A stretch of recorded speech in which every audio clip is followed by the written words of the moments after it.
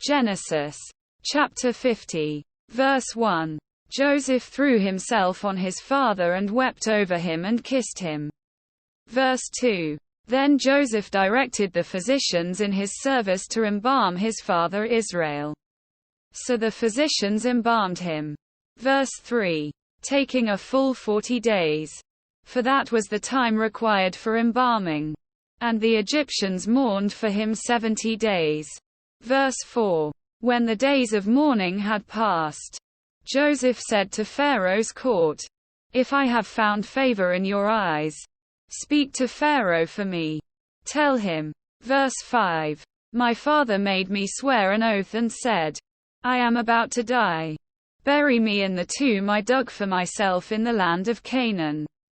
Now let me go up and bury my father. Then I will return.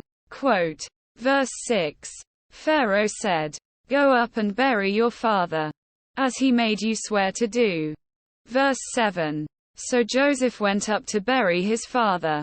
All Pharaoh's officials accompanied him, the dignitaries of his court and all the dignitaries of Egypt.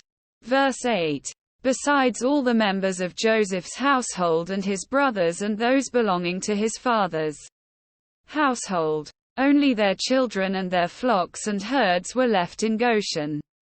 Verse 9. Chariots and horsemen also went up with him. It was a very large company. Verse 10. When they reached the threshing floor of Atad, near the Jordan, they lamented loudly and bitterly. And there Joseph observed a 7-day period of mourning for his father. Verse 11. When the Canaanites who lived there saw the mourning at the threshing floor of Atad, they said, The Egyptians are holding a solemn ceremony of mourning. That is why that place near the Jordan is called Abel Mizraim. Verse 12. So Jacob's sons did as he had commanded them. Verse 13.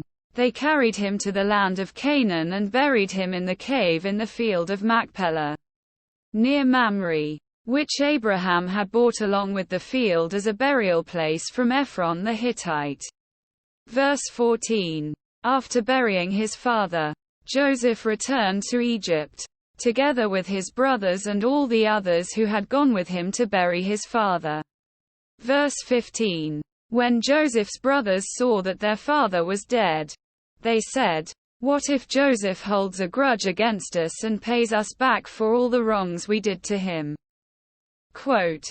Verse 16. So they sent word to Joseph, saying, Your father left these instructions before he died. Verse 17. This is what you are to say to Joseph.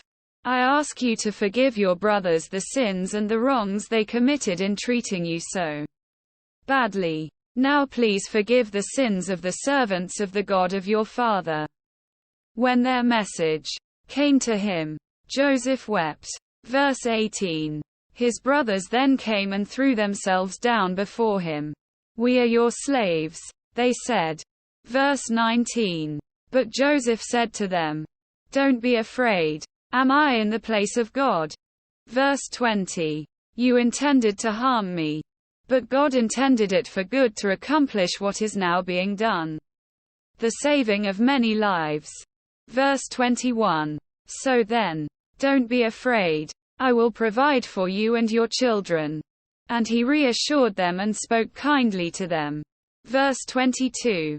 Joseph stayed in Egypt, along with all his father's family. He lived 110 years. Verse 23. And saw the third generation of Ephraim's children. Also the children of Machir son of Manasseh were placed at birth on Joseph's knees. Verse 24. Then Joseph said to his brothers, I am about to die. But God will surely come to your aid and take you up out of this land to the land he promised on oath to Abraham, Isaac and Jacob. Verse 25. And Joseph made the Israelites swear an oath and said, God will surely come to your aid. And then you must carry my bones up from this place. Verse 26. So Joseph died at the age of 110. And after they embalmed him, he was placed in a coffin in Egypt.